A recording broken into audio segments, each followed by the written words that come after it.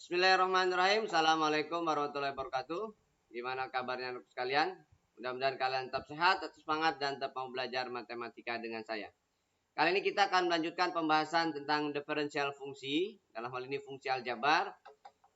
Di mana pada video sebelumnya sudah definisikan tentang diferensial fungsi, kemudian penerapannya pada garis singgung kurva, dan kali ini kita akan lanjutkan penerapannya pada fungsi naik dan fungsi turun.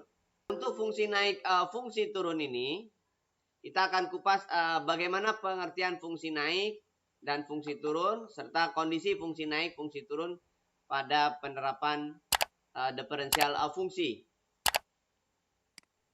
Oke, untuk pengertian fungsi naik dan fungsi turun, kita coba definisikan.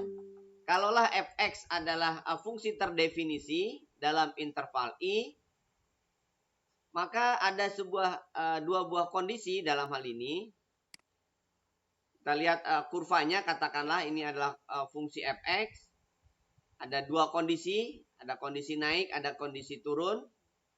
Nah, pada saat fx dikatakan turun dalam interval i, untuk setiap x dan x dalam interval i, di mana x1 kurang dari x2, x1 ada sebelah kiri x2, x1 kurang dari x2, maka berlaku hubungan fx1 lebih daripada fx2. Itu artinya fungsi dalam keadaan turun. Atau kita sederhanakan, jika x1 kurang dari x2, maka fx1 lebih daripada fx2, itu artinya fungsi dalam keadaan turun. Sekali lagi, sebuah fungsi dikatakan turun jika x1 kurang dari x2, maka fx1 harus lebih daripada fx2.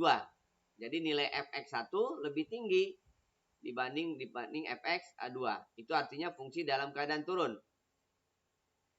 Lalu yang kedua, kalau kondisi naik, fungsi fx dikatakan naik dalam interval i untuk setiap bilangan x dan x dalam i, di mana x3 kurang dari x4, katakanlah x3 kurang dari x4, tetapi nilai fx3 kurang dari fx4.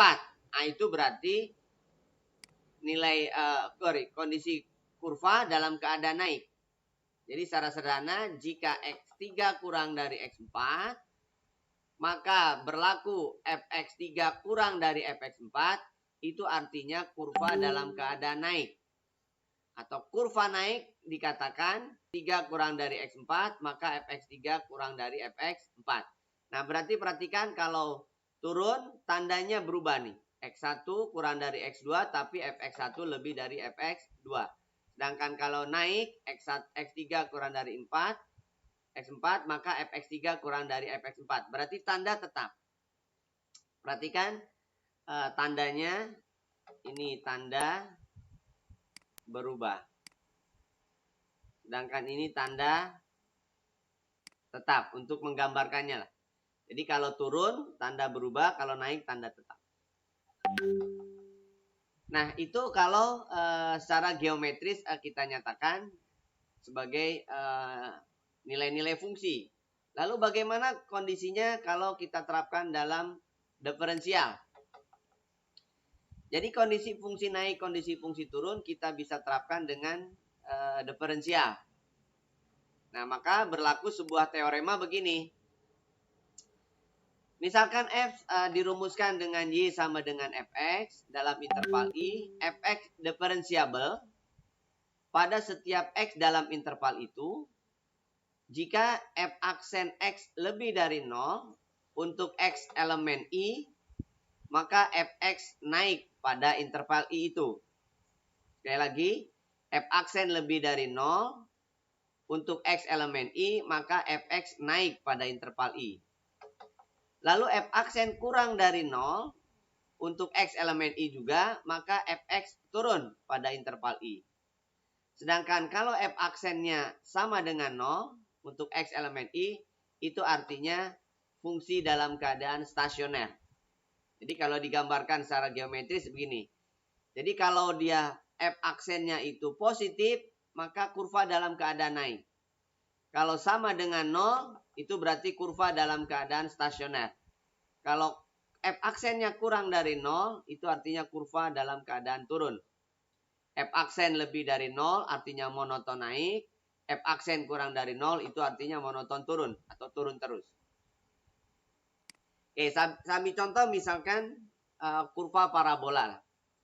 Misalkan ini adalah fx, katakanlah x kuadrat min 3x plus 2 misalkan. Nah, ini adalah fungsi parabola terbuka ke atas. Dan memotong sumbu x di 2 titik. Katakanlah kalau x-nya 0, y-nya 0, jadi di 1 dan di 2 ya. Di 1 dan di 2. Nah, ini namanya sumbu simetri. Ini sumbu simetri, kita bisa katakan ini adalah nilai puncaknya, sumbu simetrinya. Kalau dilihat dari konteksnya berarti 1 plus 2 per 2 ya, atau 3 per 2. Itu sumbu simetrinya. X sama dengan 3 per 2. Nah, pada saat X-nya itu kurang dari 1, katakanlah saya ambil 0 misalkan. Maka F0 itu nilainya akan lebih dari F1. Coba aja kita substitusikan. F0 berarti 2 kan ya. X-nya 0 berarti 2. Lalu F1 itu adalah saat X-nya 1. Berarti dia nilainya 0. Maka 2 lebih dari 0. Gitu ya. Itu berarti kurva dalam keadaan turun. Kemudian yang kedua, perhatikan F2 dan F3. Misalkan di sini F3. 2 itu kan kurang dari 3. Tapi perhatikan F2, ternyata nilainya kurang dari F3. Itu artinya kurva dalam keadaan naik saat 2 sampai 3. F2 itu berarti 0. Lalu F3 adalah 2. 9 dikurangi 9 tambah 2, 2. Gitu ya. Jadi kalau lihat dari konteks nilai-nilai fungsinya, 0 kurang dari 1, tapi FF0 lebih dari F1. F0 lebih dari F1. 2 kurang dari 3, tapi F2 kurang dari F3. Nah, jadi kalau di antara 0 dan 1, kurva dalam keadaan turun. Di antara 0 dan 3, 2 dan 3, kurva dalam keadaan naik. Nah, sekarang kita gunakan turunan. Kalaulah fx itu adalah x kuadrat min 3x plus 2. Maka f aksennya adalah 2x min 3. Tadi dikatakan kalau dia monoton turun, maka nilai fungsinya kurang dari, f aksennya kurang dari 0. Kalau sama dengan 0 berarti dia stasioner. Kita buktikan stasionernya saat x-nya 3 per 2. Jadi saat x-nya 3 per 2, dia stasioner. Jadi saat X-nya 3 per 2 dia stasioner. Ini 3 per 2 dia stasioner. Kurang dari 3 per 2 dia negatif. F aksennya lebih dari 3 per 2. F aksennya positif. Coba aja kita ambil F aksen 0. F aksen 0 berarti min 3. Maka dia negatif. F aksen 2 maka dia nilainya 1. Itu artinya dia negatif. Ini artinya dia positif. Jadi turun itu saat kurvanya X-nya di antara 3 per 2 ke kiri. Itu turun. Nah, berarti dia stasionernya di sini. Di X sama dengan 3 per 2. Jadi turun, stasioner, naik.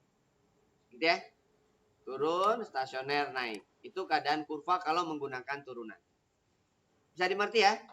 Jadi bagaimana kondisi turun, lalu bagaimana penerapannya dengan turunan pertama dari fungsi. Baik, kita lanjutkan. Nah, kita coba kupas beberapa contoh berikut. Grafik Y sama dengan 2X pangkat 3 min 3X kuadrat min 12X plus 7 turun untuk X yang memenuhi. Nah, berarti kita gunakan turunan fungsi.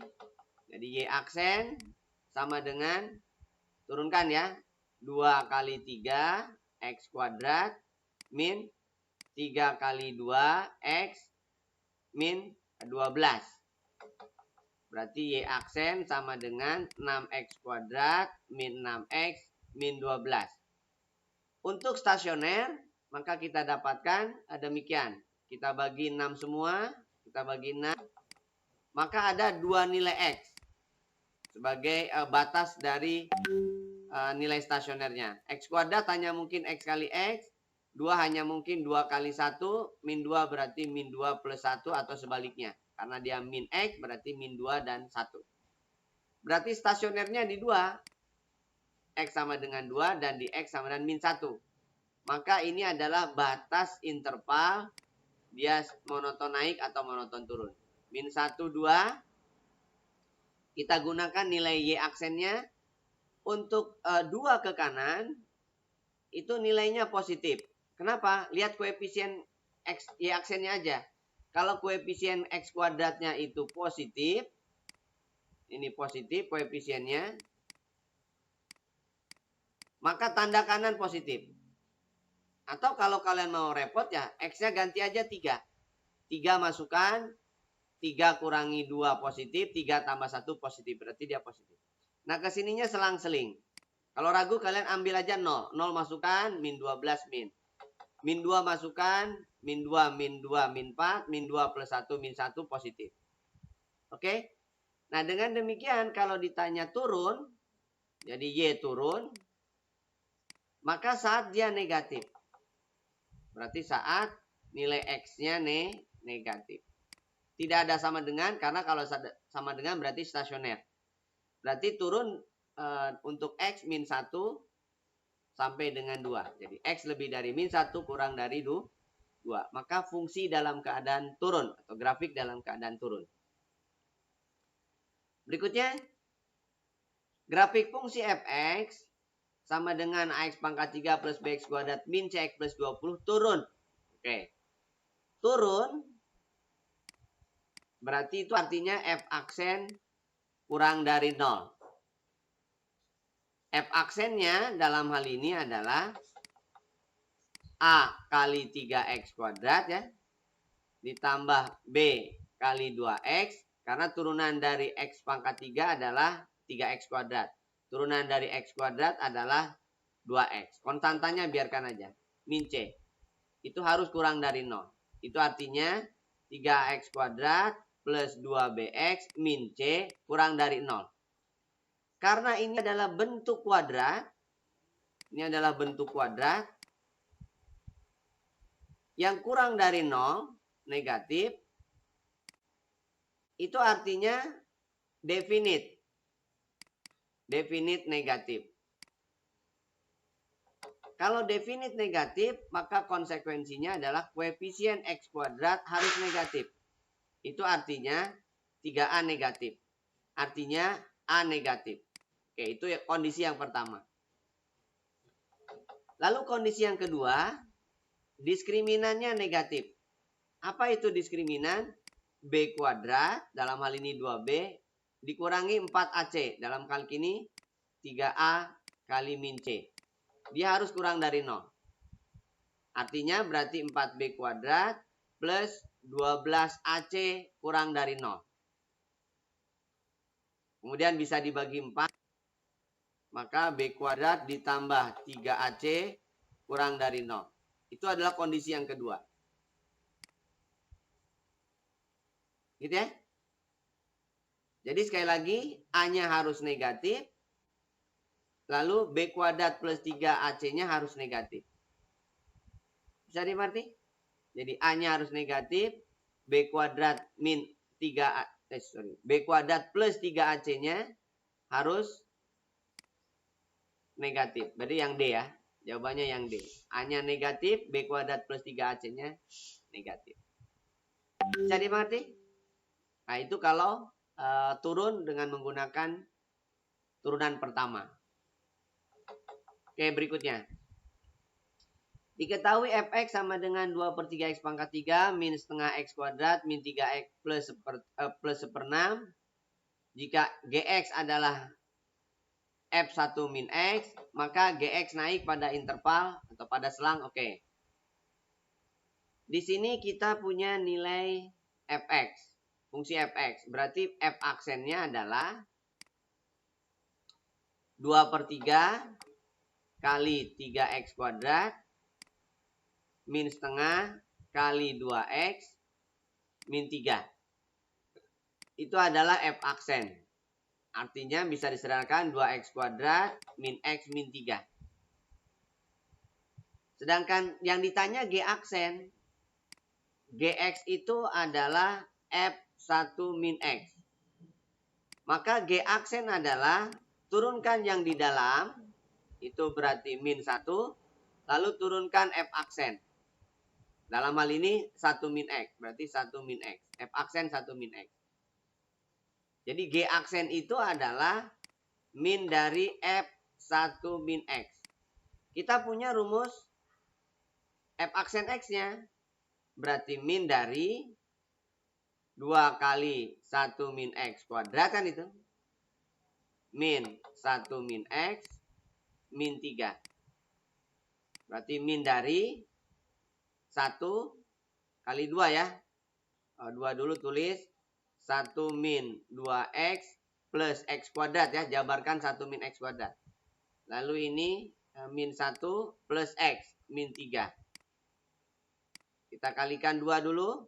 Jadi 2 min 4x plus 2x kuadrat min 4 plus x. Gabungkan. Berarti 2x kuadrat. Kemudian min 4x plus x berarti min 3x. Kemudian 2 min 4 berarti min 2 ya. Nah itu G aksen. G naik. Itu saat G aksennya lebih dari 0. Itu artinya saat min dalam kurung 2x kuadrat min 3x min 2-nya lebih dari 0. Kalikan negatif semua. Berarti tanda berubah arah. 2x kuadrat min 3x min 2 kurang dari 0. Faktorkan. 2x kuadrat hanya mungkin 2x kali x. 2 hanya mungkin 2 kali 1. Min 3 berarti ini min 2 ini plus 1 ya.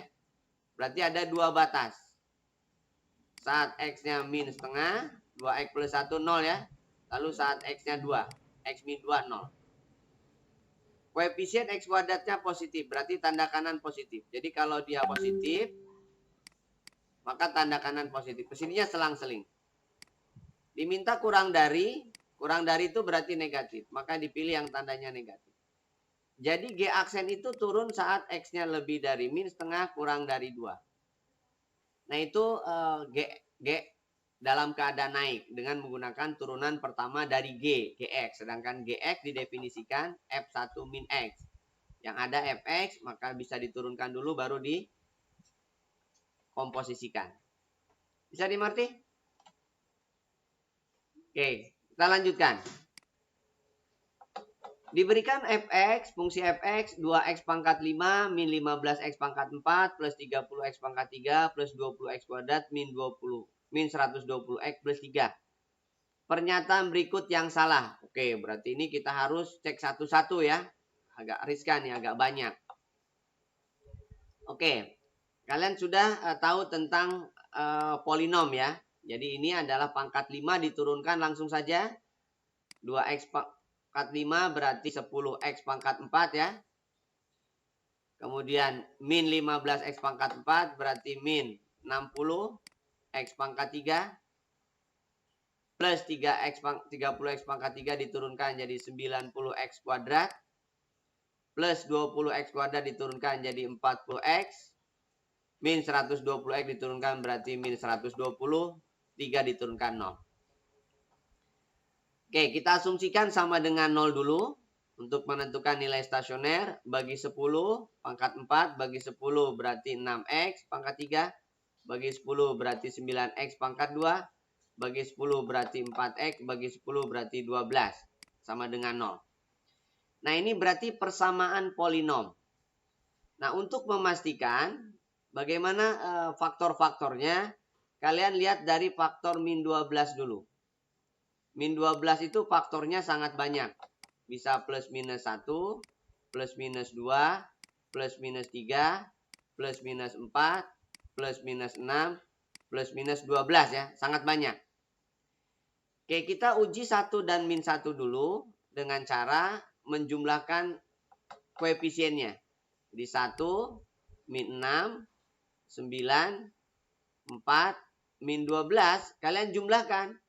Kalau dijumlahkan hasilnya 0, itu berarti akarnya 1. Ternyata dijumlah tidak 0. Lalu ganjil genapnya, ini 10, ini min 12. Berarti min 2. Min 6 tambah 4, min 2 juga, berarti sama. Berarti akarnya min 1. Jumlahkan sesuai dengan cara Horner. 1, jadi min 1 kali min 1 kali 1 min 1. Min 1 tambah 6 min 7 kali min 1 7 tambah 9 16 kali min 1 min 16 tambah 4 min 12 kali min 1 12 0. Nah, berarti benar bahwa 1 itu adalah akar dari X pangkat 4 min 6X pangkat 3 plus 9X kuadrat plus 4X min 12 sama dengan 0. Gitu ya. Nah, kemudian yang kedua, kita cek lagi selain dari min 1. Di sini jumlahkan min 6, 10 tidak 0. 18, min 19 tidak 0. Berarti lari ke kedua ya. Lari kedua, atau lihat di sinilah. Ada 2, ada 3 ya. Kita cek 2 dulu. 2 berarti 1. Tidak ada temannya ya, 1. Sini berarti 2. Kemudian tambahkan jadi min 5. Kalikan jadi min 10. Tambahkan jadi 6. Kalikan jadi 12. Oh, 0 juga. Nah, berarti tinggal yang 3 nih. 3 ada juga kan? 1, 3, min 2, min 6. Oke, berarti 2 juga. 3 juga. Berarti yang menyebabkan dia stasioner ada 3. Ada 4 dengan yang ini. Min 1, 2, 3. Yang ini berarti X sama dengan 2. 2, oke, berarti ada 3. Jadi kalau gitu, di sini ada 3 batas. Ada yang kembar. Stasioner pertama min 1. Stasioner kedua adalah 2. Stasioner ketiga adalah 3. 2 kembar. Berarti tandanya sama. Koefisien X pangkat 4-nya positif. Berarti tanda kanan positif. Kesini selang-seling. Karena sama berarti kembar. Nah, berarti ada yang belok. Naik, stasioner, turun lagi, naik. Ya kan? Nah, berarti ini pas belok. Ini belok, ini maksimum, ini minimum. X-nya min 1 maksimum. Nah, berarti ini benar. Maksimum lokal. Minimum saat X-nya 3. Benar juga kan ya? 2 berarti dia belok. Benar juga.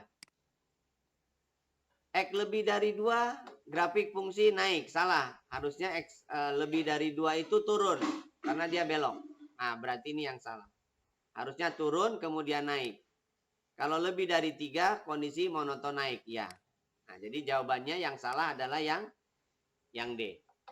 Gitu ya. Nah, itulah contoh dari fungsi naik, fungsi turun dengan penerapannya dalam turunan pertama, fungsi aljabar. Mudah-mudahan kalian bisa memahaminya. Kalau ada ketidakpahaman, kalian post, kemudian diulang sampai sedemikian hingga kalian bisa memahaminya. Sekian dari saya, kurang lebihnya mohon maaf. Jangan lupa di-subscribe, kemudian like dan share. Berikan komentarnya jika ada kekurangan. Dan tonton terus tentang penerapan fungsi turunan. Sekian dari saya. Assalamualaikum warahmatullahi wabarakatuh.